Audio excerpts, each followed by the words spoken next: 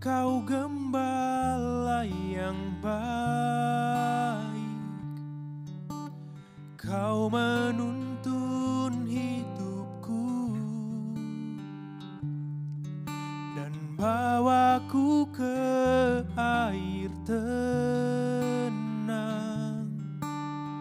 menyegarkan jiwaku. Sekalipun ku berjalan dalam lembah kekelaman, tak akan gentar ku melangkah, sebab Engkau besertaku.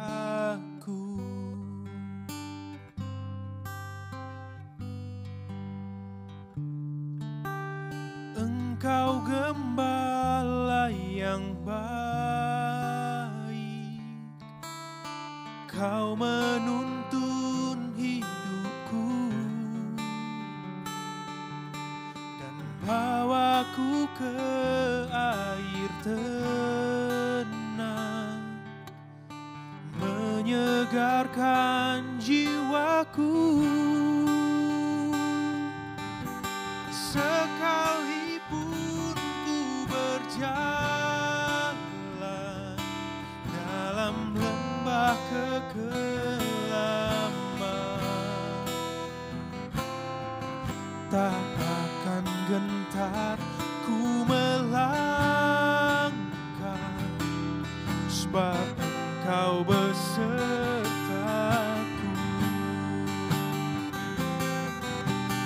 Sekalipun ku berjalan dalam lembah kekelaman,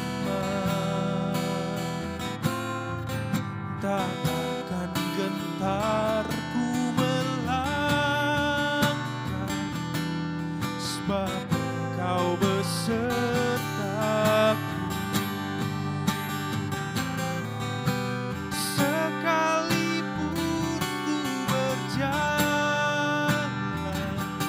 Dalam lembah kekelaman, tak akan gentar ku melangkah, sebab Engkau besertaku.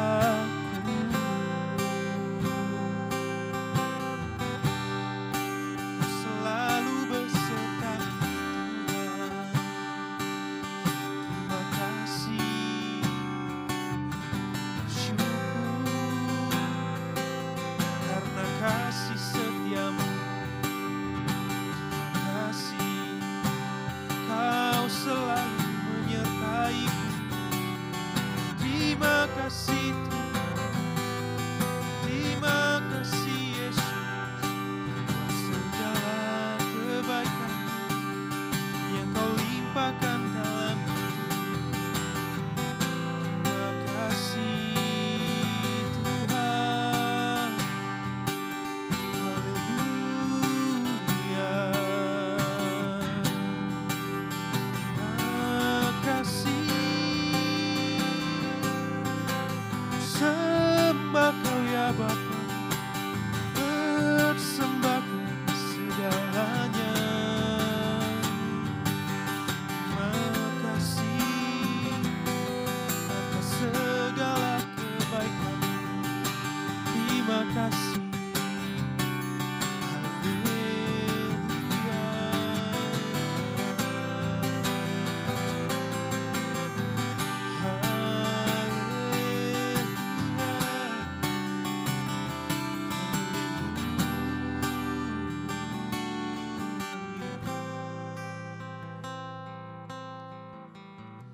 Terima kasih Tuhan, terima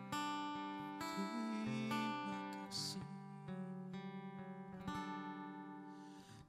Sekalipun ku berjalan dalam lembah kekelaman,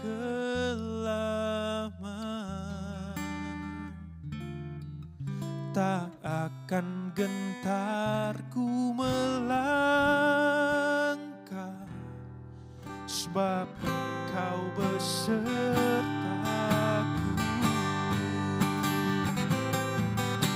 Sekalipun ku berjalan dalam lembah kegelapan,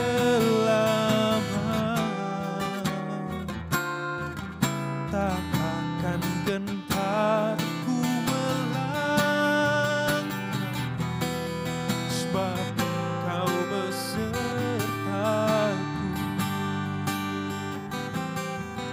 Tak akan gentar ku melangkah, sebab Engkau besertaku. Tak akan gentar ku melangkah, sebab Engkau besertaku.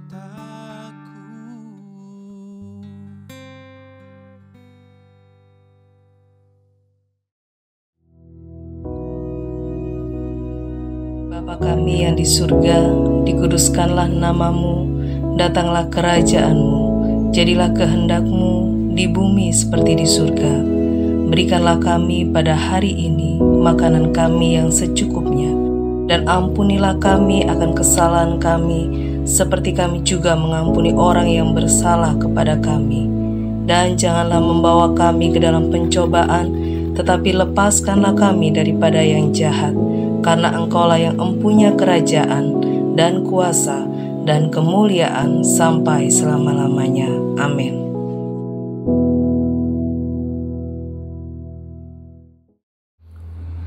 Shalom jemaat yang dikasihi Tuhan. Puji Tuhan, kita akan mendengarkan renungan firman Tuhan yang pasti menolong, memberkati, dan menguatkan kita semua. Mari sebelumnya kita berdoa terlebih dahulu. Kami bersyukur Tuhan, waktu yang indah untuk kami dapat diberkati dengan renungan firman-Mu. Tolong kami Roh Kudus, mampukan kami untuk mengerti, bahkan dengan setia melakukan firman-Mu. Karena setiap orang yang melakukan firman Tuhan, hidupnya pasti diubahkan Tuhan. Terima kasih, jamah kami Roh Kudus, lawat kami. Di dalam nama Tuhan Yesus, haleluya, amin. Puji Tuhan, dalam kitab Yohanes, pasal 14, ayat 12 dikatakan, Aku berkata kepadamu, sesungguhnya barang siapa percaya kepadaku, ia akan melakukan juga pekerjaan-pekerjaan yang aku lakukan. Bahkan pekerjaan-pekerjaan yang lebih besar daripada itu. Sebab aku pergi kepada Bapa. Lalu di ayat 16 dikatakan, Aku akan minta kepada Bapa dan ia akan memberikan kepadamu seorang penolong yang lain, supaya ia menyertai kamu selama-lamanya. Jadi firman Tuhan tadi yang baru kita dengar, Tuhan berkata, ia, yaitu orang percaya juga akan melakukan pekerjaan-pekerjaan yang Yesus lakukan. Bahkan terus mengatakan, bahkan pekerjaan-pekerjaan yang lebih besar daripada itu. Bagaimana kita bisa melakukan pekerjaan yang lebih besar? Yaitu karena ada Roh Kudus. Yesus datang kepada Bapa, ia minta kepada Bapa, ia akan memberikan kepadamu seorang penolong yang lain, supaya ia menyertai kamu selama-lamanya. Dan beberapa tanda-tanda mujizat telah terjadi di dalam Kisah Para Rasul pasal 5 ayat 14 sampai 16 dikatakan, dan makin lama makin bertambahlah jumlah orang yang percaya kepada Tuhan, baik laki-laki maupun perempuan. Bahkan mereka membawa orang-orang sakit keluar ke jalan raya dan membaringkannya di atas balai-balai dan tilam, supaya apabila Petrus lewat, setidak-tidaknya bayangannya mengenai salah seorang dari mereka. Dan juga orang banyak dari kota-kota di sekitar Yerusalem datang berduyun-duyun, serta membawa orang-orang yang sakit dan orang-orang yang diganggu roh jahat. Dan mereka semua disembuhkan. Luar biasa. Pekerjaan besar yang memuliakan Tuhan. Banyak orang ditolong, banyak orang yang sakit disembuhkan, orang yang diganggu roh jahat dilepaskan, dan banyak perkara-perkara besar yang lain yang mana dilakukan oleh murid-murid Yesus. Namun bukan dengan kekuatan manusia, tapi dengan penolong. Ada sesuatu, penolong ini punya sesuatu. yaitu penolong ini yang namanya Roh Kudus, dia memiliki kuasa. Sehingga murid-murid Yesus mendapatkan kuasa untuk melakukan pekerjaan-pekerjaan yang besar. Nah, beberapa hari yang lalu kita menanti-nantikan semua gereja-gereja berdoa untuk pencurahan Roh Kudus, gitu ya. Di dalam Kisah Para Rasul pasal 1 ayat 8 dikatakan, tetapi kamu akan menerima kuasa kalau Roh Kudus turun ke atas kamu, dan kamu akan menjadi saksiku di Yerusalem dan di seluruh Yudea dan Samaria dan sampai ke ujung bumi. Kata kuasa yang baru kita dengar tadi itu berasal dari kata Yunani dunamis. Artinya adalah dunamis ini power, mighty work, strength. Jadi ada sebuah kekuatan, kuasa, pekerjaan yang mighty, yang besar. Nah, apa yang Tuhan perintahkan supaya murid-murid dapat menerima kuasa Roh Kudus? Apa yang Tuhan perintahkan supaya murid-murid dapat menerima kuasa Roh Kudus supaya dapat melakukan pekerjaan besar? Apa yang Tuhan perintahkan? Ya, tadi saya belum sampaikan soal judul renungan hari ini. Judulnya menantikan janji Bapa. Dalam Kisah Para Rasul pasal 1 ayat keempat dikatakan, pada suatu hari ketika ia makan bersama-sama dengan mereka, ia melarang mereka meninggalkan Yerusalem dan menyuruh mereka tinggal di situ menantikan janji Bapa. Mereka menantikan janji Bapa. Apa janjinya? Kuasa Roh Kudus, pencurahan Roh Kudus, dipenuhi Roh Kudus, dipimpin Roh Kudus. Ada kuasa yang besar yang memampukan kita melakukan pekerjaan yang besar. Ini yang Tuhan suruh. Murid-murid disuruh menantikan janji Bapa. Nah, ini judul renungan hari ini, menantikan janji Bapa. Sambil mereka menantikan janji Bapa, murid-murid ini ngapain gitu ya? Apa yang mereka lakukan? Nah, Bapak Ibu, Saudara dikasih Tuhan, mungkin hari-hari ini engkau sedang menantikan janji Bapa. Mari belajar dari murid-murid ini. Mereka menantikan janji Bapa sambil ngapain? Apa yang mereka kerjakan? Apa yang mereka lakukan? Mari kita baca dalam Kisah Para Rasul pasal 1 ayat 14a.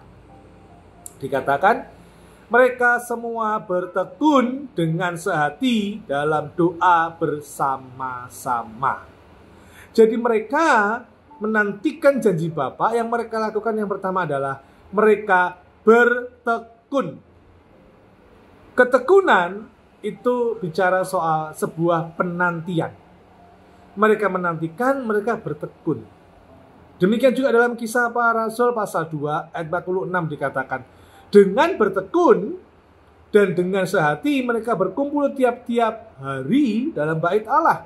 Mereka memecahkan roti di rumah masing-masing secara bergilir dan makan bersama-sama dengan gembira dan dengan tulus hati. Tertulis di situ, bertekun. Di dalam bahasa aslinya proskartereo. Proskartereo ini bicara soal apa? Bukan hanya bertekun, rajin, bukan hanya itu. Tapi proskartereo memiliki dua arti, yaitu bertahan di dalam. Jadi mengikut Tuhan memang tidak selalu mulus, bahkan ada kalanya terjepit, terdesak, terhimpit, bahkan tergerus oleh berbagai persoalan. Tapi Tuhan mau kita bertekun, Tuhan mau kita bertahan di dalam. Mungkin hari ini engkau sedang mengalami masalah, bertahanlah di dalam ketekunan iman kepada Tuhan. Mungkin hari ini engkau sedang menghadapi sebuah penyakit yang belum disembuhkan juga. Tetap bertahan. Di dalam sakit itu bertahan, ada kesembuhan. Sampai engkau menerima kesembuhan, pertolongan dari Tuhan. Ada sebuah lagu, ku kan bertahan dalam tekanan dengan kekuatan yang kau berikan. Bapak Ibu, Saudara dikasih Tuhan, mungkin beberapa orang mengatakan, oh, enak ya pendeta itu kalau ngomong ya, enak banget ini Pak Bambang ini ceplas-ceplos gini, kita disuruh bertahan. Bapak Ibu sudah dikasih, saya pun ada pergumulan, tapi tetap kita diminta Tuhan bertekun, bertahan dalam pergumulan itu. Jangan menyerah, jangan menyimpang dari Roh Kudus, Jangan mendukakan Roh Kudus. Jangan engkau meninggalkan dia. Tetap hidup, tetap bertahan di dalam firman Tuhan. Ada sebuah lagu, ku tak akan menyerah pada apapun juga. Mari, jangan menyerah, semangat. Nah, yang kedua, arti proskarterio, yang pertama tadi bertahan di dalam. Yang kedua memiliki arti menghabiskan banyak waktu. Tadi dalam Kisah Para Rasul pasal 2 ayat 46 dikatakan dengan bertekun dan dengan sehati mereka berkumpul tiap-tiap hari. Tiap-tiap hari. Dalam bait Allah, mereka memecahkan roti di rumah masing-masing secara bergilir. Wow, itu luar biasa. Setiap hari secara bergiliran di rumah A, rumah B, rumah si dia, rumah yang dia, wah macam-macam ya. Bergilir pokoknya. Setiap hari menghabiskan banyak waktu untuk berkumpul di bait Allah. Ngapain berkumpul di bait Allah? Apakah gosip? Bukan. Makan-makan gitu ya, makan-makan tidak jelas gitu, bukan. Tapi mereka melakukan hal-hal yang rohani. Ya, mereka dengan gembira dan dengan tulus hati. Memang jemaat mula-mula mereka makan bersama-sama, tapi mereka menantikan janji Bapa. Kalau hanya makan, ya bisa di depot. Zaman sekarang depot, restoran, warung bisa. Tapi zaman itu mereka berkumpul tiap-tiap hari di rumah masing-masing secara bergilir untuk mencari Tuhan. Untuk hal-hal yang rohani. Mereka menantikan janji Bapa. Bagaimana dengan kita? Apa yang kita habiskan? Menghabiskan banyak waktu untuk apa? Untuk santai-santai? Anak muda bilangnya mager, malas gerak. Atau untuk apa? Waktu hidup kita habiskan untuk foya-foya, menghambur-hamburkan uang untuk hal-hal yang tidak jelas, untuk keinginan daging. Atau menghabiskan banyak waktu untuk meratapi kehidupan. Oh alah, hidup saya kok begini toyo. Kita hanya menangis, meratap, itu tidak ada gunanya. Orang Kristen harus menghabiskan banyak waktu untuk hal-hal yang rohani. Untuk ibadah, untuk doa, baca firman, mendekat kepada Tuhan, melayani Dia, menyembah, dan sebagainya. Ini orang Kristen sejati. Jangan hanya kelihatan rohani, tapi ternyata roh halus. Atap rumah dari kayu jati yang berlubang segera ditambal. Jadilah Kristen yang sejati, bukan Kristen abal-abal. Itu yang pertama. Mereka menantikan janji Bapa, yang mereka lakukan bertekun. Yang kedua, tadi dikatakan Kisah Para Rasul pasal 1 ayat 14a, mereka semua bertekun dengan sehati dalam doa bersama-sama. Yang kedua, mereka sehati. Kata sehati itu dalam bahasa aslinya homotumadon, artinya bukan hanya sehati tapi juga bulat hati. Berkumpul bersama-sama dengan satu hati, dengan sehati. Homotumadon memiliki arti berkumpul bersama-sama, bulat hati, dengan satu hati, dengan sehati. Mari kita baca dalam Kisah Para Rasul pasal 15 ayat 25 dikatakan, sebab itu dengan bulat hati kami telah memutuskan untuk memilih dan mengutus beberapa orang kepada kamu, bersama-sama dengan Barnabas dan Paulus yang kami kasih. Di situ tertulis ada kata-kata, sebab itu dengan bulat hati kami telah memutuskan. Kata bulat hati itu terambil dari bahasa asli yang sama, yaitu homotumadon, sehati. Lihat, Kisah Para Rasul pasal 2 ayat 1-2. Ketika tiba hari Pentakosta, semua orang percaya berkumpul di satu tempat. Tiba-tiba turunlah dari langit suatu bunyi seperti tiupan angin keras yang memenuhi seluruh rumah di mana mereka duduk. Ada tertulis berkumpul. Jadi sehati, bulat hati, berkumpul. Ini dari bahasa asli yang sama, yaitu homotumadon. Artinya begini, mereka ini memiliki tujuan yang sama, visi misi yang jelas dan sama, yaitu apa? Menantikan janji Bapa. Tidak ada kepentingan pribadi saat mereka berkumpul. Tidak ada yang memiliki kepentingan pribadi. Semuanya bersama-sama menantikan janji Bapa, sepakat. Sehingga saya bisa mengatakan begini, mereka satu hati berkumpul di satu tempat menantikan satu janji dari satu Tuhan yang mereka percaya. Dan memang hanya ada satu Tuhan, yaitu Tuhan Yesus. Tidak ada yang lain. Saya ulang. Murid-murid berkumpul dengan satu hati, sepakat sehati bulat hati. Mereka berkumpul di satu tempat. Mereka menantikan satu janji dari satu Tuhan yang mereka percaya. Kesehatian, kesepakatan itu mengandung kuasa yang luar biasa. Dampaknya itu besar. Iblis pun tahu akan hal ini. Maka iblis menghasut manusia untuk bersehati melakukan tindakan-tindakan yang jahat. Berbuat dosa untuk hal-hal yang buruk. Iblis membuat manusia bersehati. Contohnya, dihasut untuk membuat kerusuhan. Maka orang-orang mulai menjarah, melakukan tindakan kriminal. Bahkan, Yesus disalib itu juga karena iblis menghasut imam kepala, ahli-ahli Taurat, dan juga orang-orang Yahudi. Mereka dibuat sepakat sehati, sehingga mereka bilang, salibkan dia, salibkan Yesus, salibkan Yesus. Itu bukan karena 1-2 orang saja, tapi karena ada banyak orang bersehati untuk menyalibkan Yesus. Ini hal yang jahat dan sangat berdosa. Inilah perbuatan iblis, menghasut orang untuk bersehati. Karena dalam bersehati ada dampak yang luar biasa. Jadi, mengapa kita tidak bersehati untuk hal yang rohani? Kita sehati sepakat hidup sesuai firman Tuhan. Suami istri yang sehati sepakat hidup sesuai firman Tuhan, maka rumah tangganya pasti diberkati dan dipakai Tuhan.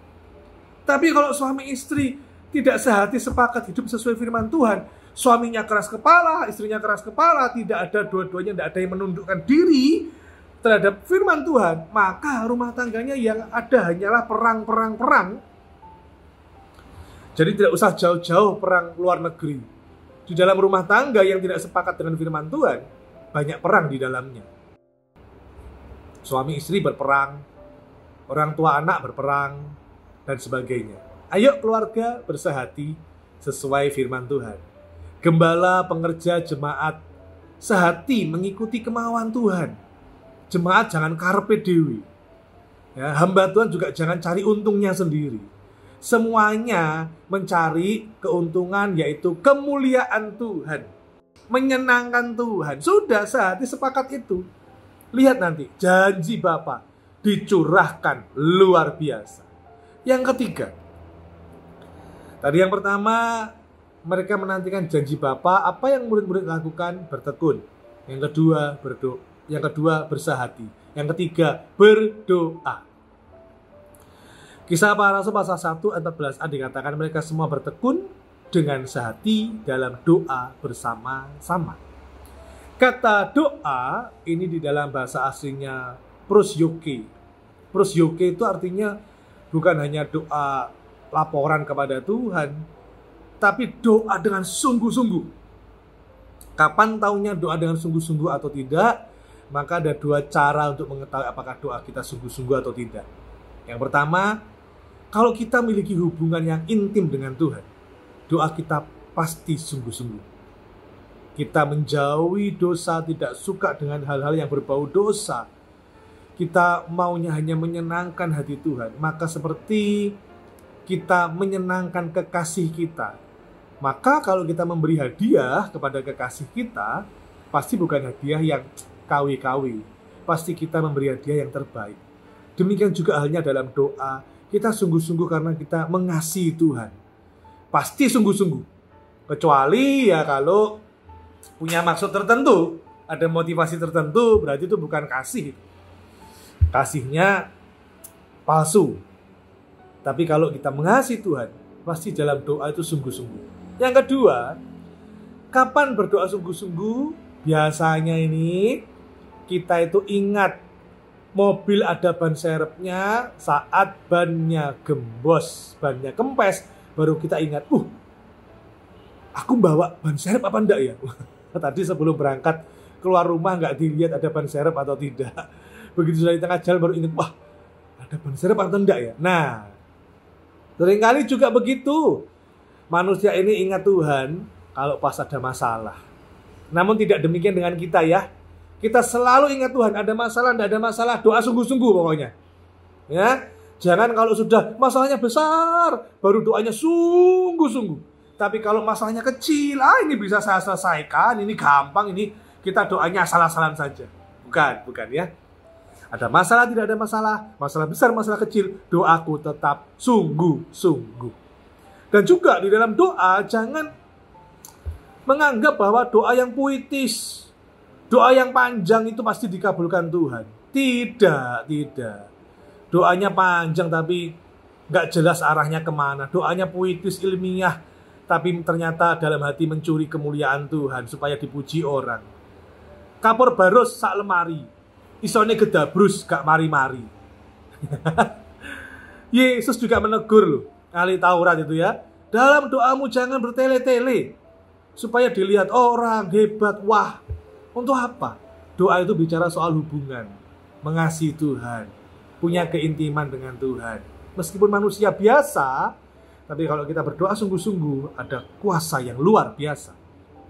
Yakobus pasal 5 ayat 17-18 dikatakan, Elia adalah manusia biasa, sama seperti kita. Dan ia telah bersungguh-sungguh berdoa, supaya hujan jangan turun, dan hujan pun tidak turun di bumi selama 3 tahun dan 6 bulan. Lalu ia berdoa pula, dan langit menurunkan hujan, dan bumi pun mengeluarkan buahnya. Karena itu, ayo berdoa sungguh-sungguh. Elia juga manusia biasa kok. Yang membedakan Elia dengan kita, kadang kita yang kurang sungguh-sungguh. Tapi saya percaya, berharap kita semua setelah mendengarkan renungan ini, berdoa dengan sungguh-sungguh. Kepada siapa? Kepada satu Tuhan yang esa, yaitu Tuhan Yesus. Sambil kita menantikan janji Bapa, percaya doa kita tidak ada yang tidak Dia dengarkan. Dan sesuai dengan cara dan waktunya yang terbaik, pasti doa kita dikabulkan Tuhan. Jadi, murid-murid menantikan janji Bapa, apa yang mereka lakukan? Bertekun, bersehati, berdoa. Mereka menantikan apa? Kuasa Roh Kudus. Dengan kuasa Roh Kudus, murid-murid melakukan pekerjaan besar. Kita diberi kuasa Roh Kudus, kita bisa melakukan pekerjaan besar. Ada kesembuhan, mujizat, segala pekerjaan besar. Yang pasti tujuannya satu, untuk memuliakan Tuhan. Kepentingannya satu, kepentingannya untuk kerajaan Allah. Tidak ada untuk kita. Artinya yang terutama tetap Tuhan Yesus. Yang terutama karena Roh Kudus kita bisa melakukan pekerjaan besar. Sebagai penutup, saya memiliki sebuah ilustrasi. Ibaratnya kuasa Roh Kudus itu, ini hanya ibarat, supaya mudah memahami. Ibaratnya kuasa Roh Kudus itu adalah mesin mobil yang full power, yang kekuatannya sangat besar. Nah, kita ini melewati hidup ini dengan mengendarai mobil dan perlu mesin. Mesinnya sudah ada, yaitu kuasa Roh Kudus. Kemudinya adalah bertekun. Rodanya adalah sehati. Bahan bakarnya adalah doa. Jadi, dengan ada kemudi, yaitu bertekun, dengan ada roda yang berputar, yaitu sehati, dan diisi dengan bahan bakarnya, yaitu doa, maka kuasa Roh Kudus terjadi dalam hidup kita. Nantikan janji Bapa, pasti Tuhan akan mencurahkan kuasanya atas kita. Amin untuk firman Tuhan. Mari kita berdoa. Terima kasih Tuhan Yesus untuk firman-Mu. Ajar kami untuk setia melakukannya. Roh Kudus yang menolong kami. Kami butuh Engkau Roh Kudus. Kami butuh Engkau. Pimpin kami setiap hari. Penuhi kami setiap hari. Nyatakan kuasa-Mu. Kami mau bertekun. Kami mau sehati. Dan kami mau berdoa dengan sungguh-sungguh. Hanya kepada Tuhan Yesus Juru Selamat kami. Dan biarlah kiranya damai sejahtera, sukacita turun atas kami semua. Segala kebaikan-Mu melimpah atas kami. Di dalam nama Tuhan Yesus, kami sudah berdoa dan mengucap syukur. Haleluya. Amin.